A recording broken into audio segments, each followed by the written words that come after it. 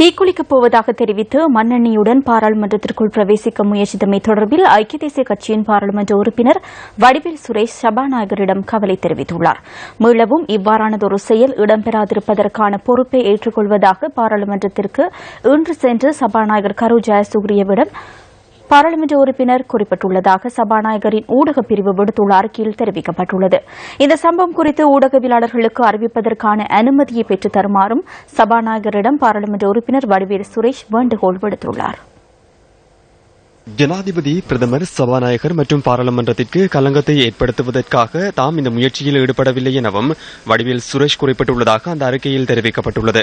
எவ்வாறாயினும் குறித்த சம்பவம் தொடர்பில் ஒழுக்காற்று நடவடிக்கை எடுப்பதற்காக சபாநாயகர், பாராளுமன்ற படைக்கல சேவிதர் மற்றும் போலீஸ் மா அதிபரிடம் ஏற்கனவே அறிக்கை கோரியுள்ளார்.